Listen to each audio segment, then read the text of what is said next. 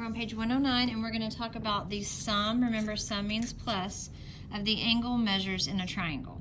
So every single triangle, no matter if it's as tiny, you have to look at it under a microscope, or it's as big as a building, the sum, okay, when you add up the measures of the angles, okay, the sum of the measures of the angles. Now measures are talking about what number is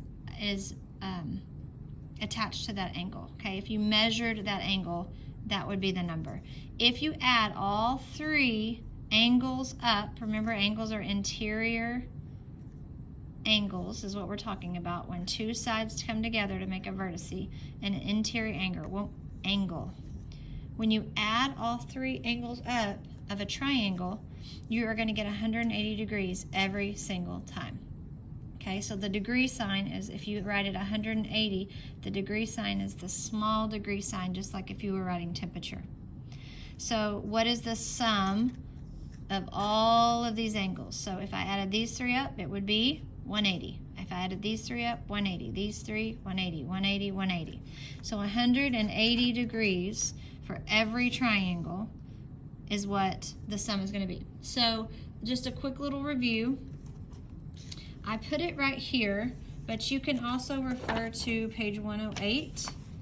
Okay, I didn't make a copy of it for notes, but you can go to page 108, and there is a bigger version of these angles.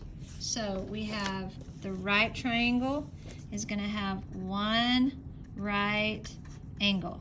Okay, so remember, a right angle is 90 degrees. And how you're going to know that it is right is that if it has this little square in it. When you see that little square, every single time you see that square, you're going to label it 90 degrees. Okay, an equilateral triangle has all equal angles. So if you remember, when you add up all your angles, it's going to be 180 degrees. So if they have to be equal, 180 divided by 3 angles in a triangle is going to be 60 degrees. So in an equilateral triangle, 60 degrees, 60 degrees, and 60 degrees is what your measures are going to be. An isosceles triangle, remember eyes? Ms. Sanders had you draw some little eyes. How many eyes do you have? You have 2. So an isosceles triangle has 2 equal sides, which means you have 2 equal angles down here. So you have 2 equal angles. All right, so here is a little bit more on page 108. We have a right triangle, as we said, was one 90 degree angle, and the other 2 are always going to be acute. An acute triangle has all 3 angles are less than 90 degrees. An obtuse triangle has one angle, okay, and this one it would be right here, that is going to be greater than 90 degrees, okay? An obtuse triangle can only have one angle greater than 90 degrees, or these would not be able to add up to 180 degrees and make a triangle. So we're going to find the unknown angle. That's one thing that we're going to do. Sometimes it's empty, sometimes it's labeled with a variable. So we know that if we add this one and this one and this one, we should get 180 degrees. So x plus 45 plus 115, so these should have little degree signs on them, should equal 180 degrees. So what we're going to do is we are going to add the 2 that we know. So 45 plus 115 is going to be 160 degrees. So 160 degrees are already used up in this triangle out of the 180. So something plus 160 is going to be 180. So we could draw our line and solve for x. How do I get rid of plus 160? Minus 160. This cancels out, and this gives me 20 degrees. So x is going to be equal to 20 degrees. I could check myself by saying 20 degrees plus 115 plus 45 should equal our 180 degrees. So now we have this, and actually let's go back and see what kind of triangle this is. I have an acute angle, an acute angle, and an obtuse angle. So that is going to be an obtuse triangle. And they're all different angles. So that means that is also a scalene triangle, because if all the angles are different, all of my side lengths are going to be different as well, and we'll learn about that next week. This one right here, I see the box, so right here I'm going to label that 90 degrees. So I really do know that one, and this is going to be a right triangle. So this is our missing angle right here. So this angle plus this angle plus this angle is going to still equal 180 degrees. So we add the two that we know, just like we did here. And then we're going to subtract it from 180 degrees to see how many degrees are left for this angle right here. So we get 34 degrees. Okay, this right here, if this angle is equal to this angle, right, let's figure out, let's add the two that we know, and we're going to try to find this missing angle right here. We have 65 degrees plus 65 degrees is 130 degrees. So we have 180 minus the 130 that are already used up in this triangle, and we have 50 degrees left over. So this one is 50 degrees. So since we have two that are alike, right, this is going to be an isosceles triangle. So we have isosceles because two are equal, and we also, all three are acute. So this is an acute triangle as well.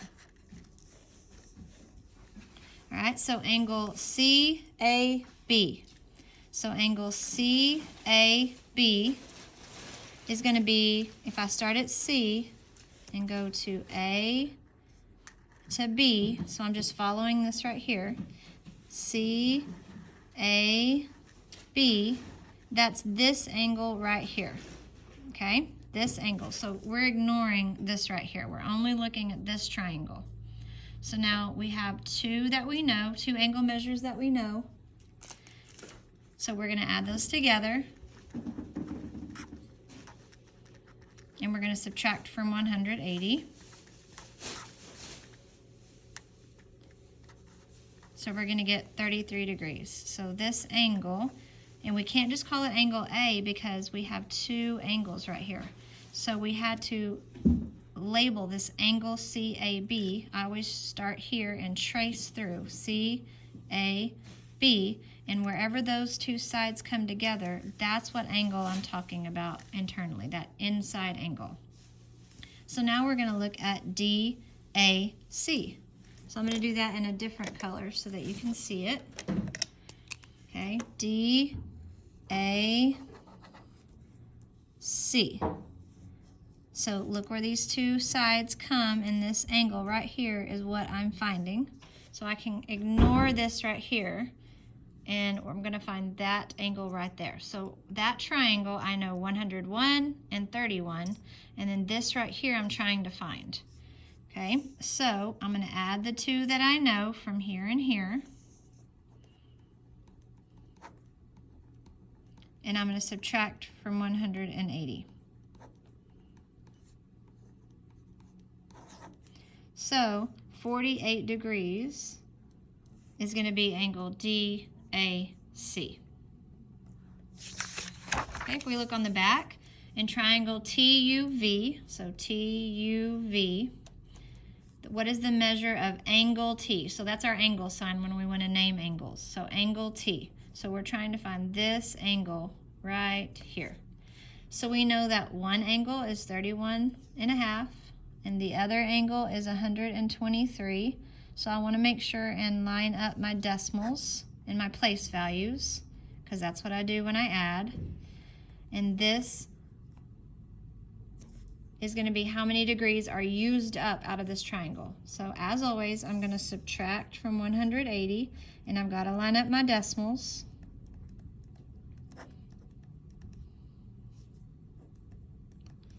So now I have 5, so 25 and 5/10, which is right there. Right, the measure of triangle XYZ, Okay, so let's look. We're going to look at the middle angle right here. So put a little arrow on X. So we're going to look at angle X. Y, X, Z. So that's going to be this angle right there. It's going to be 55. That's what it says right here. The measure of angle XYZ, so we're going to look at that middle angle. They're talking about angle Y, is 67. So angle Y is 67 degrees. What is the measure of angle Z? So we're going to look at that middle angle to show us what they're talking about. So let's add the two angles that we know. And we're going to subtract from 180. And we're going to get 58. If we want to check ourselves, we say 58 plus 67 plus 55, and we should get our 180. So let's look here. We know that this is 90 degrees because it has the box. So it says in triangle ABC, the sum, so that means if we add angle A and angle C together, what would the sum be? So if we add these two together, what would the sum be? Well, we know that 90 degrees is already used up out of the 180 degrees. So basically it's asking us what is left over for these two angles. So we're going to say 180 degrees minus 90 degrees so that we have 90 degrees left over for both of those angles. We don't really know what they are for sure, but we know that if we added them together, it would be 90 degrees.